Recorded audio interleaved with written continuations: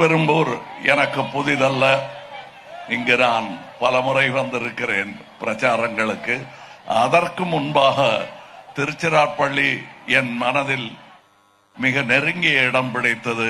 என் மூத்த சகோதரர் சந்திரஹாசன் அவர்கள் இதுதான் என் ஊர் என்று எங்களிடம் விடை பெற்றுக் கொண்டு இங்கேயே தங்கிவிட்டார்.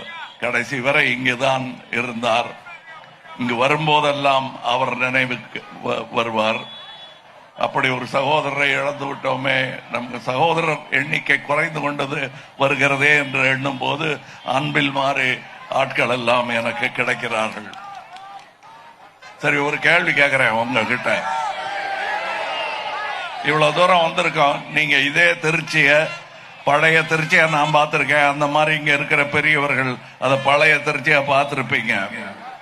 இப்ப நான் கேக்குறேன், உங்களுக்கு இங்க இருந்து முன்னாடி போகணுமா இல்ல பின்னோக்கி முந்தி இருந்த திருச்சிக்கு போகணும்?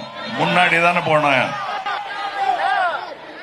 அப்படின்னா இதுதான் வழி, இவர் தான் வழி. ஏன்னா வேற எந்த ஆசையும் காட்டாமல் கல்வியை காட்டுகிறார்கள் திராவிட முன்னேற்ற கழகத்தினர். தமக்கென்று தனி கொள்கை வைத்து அதை பிரகடனமும் படித்து விட்டார்கள். அதற்கு முக்கிய காரணமாக முன்னிற்கும் முன்னணி வீரராக இருக்கிறார் என் சகோதரர் அன்பில் பொய்யாமொழி அவர்கள். உலகமே தமிழ்நாட்டை உற்று பார்த்து கொண்டிருக்கிறது என்றால் மிகையாகாது.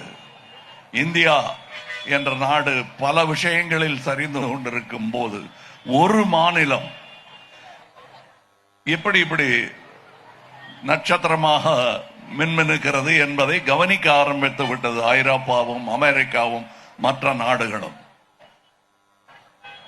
நாம் இப்பொழுது எக்கனாமிக்கலி என்று சொல்வார்களே, அப்படி பார்க்கும் பொழுது இந்தியா சரிந்து 6வது இடத்தில் இருக்கிறது. அதை முன்னுக்கு கொண்டு போகக்கூடிய ஒரு சில மாநிலங்களில் முக்கிய இடம் வகிக்கிறது தமிழ்நாடு.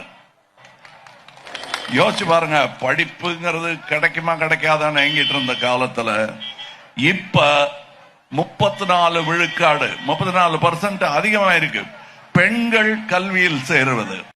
இது வேற எங்க நடக்கிறதா எனக்கு தெரியல. நானும் ஊரெல்லாம் சுத்தி பார்க்கிறேன். இதுல இன்னொரு முக்கியமான கட்டம் என்னன்னா, டெமோக்ரஸியில முக்கியமானது சொல்லுவாங்க எல்லோரும் இந்நாட்டு மன்னர்கள். ஆனா இருக்கிற இடத்தை பார்த்தா அப்படி இருக்காது. அதையெல்லாம் மேம்படுத்த வேண்டும் என்று நினைப்பவர்கள், தான் பெற்ற இன்பம் எல்லாம் நீங்களும் பெற வேண்டும் என்று நினைப்பவர். அப்படிப்பட்ட முதல்வர் தான் நான் முதல்வன் திட்டம் என்று உங்களுக்காக கொண்டு வருவார். நான் தான் முதல்வன், நான் சொன்னதை கேளுன்னு சொல்லாம நீயும் முதல்வனாக வேண்டும் என்ற அந்த பெருந்தன்மை காரணமாகத்தான் 15 கூட்டணி கட்சிகள் இங்கே கூடியிருக்கிறார்கள் ஒரு தலைமையின் கீழ்.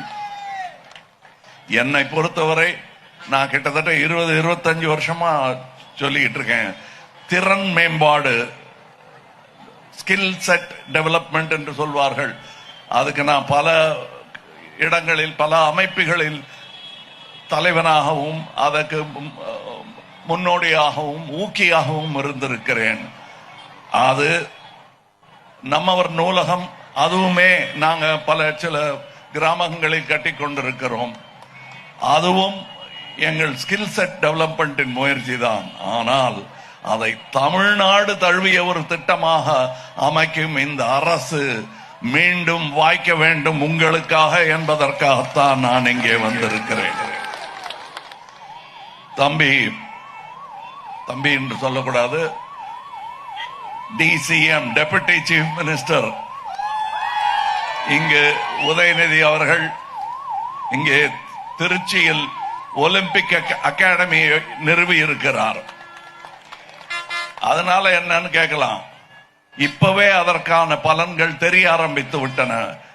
இன்னும் 2-3 வருடங்களில் திருச்சியிலிருந்து சென்ற வீரர்கள் பதக்கங்களை அள்ளிக்கொண்டு வரும் நாள் வெகு தொலைவில் இல்லை.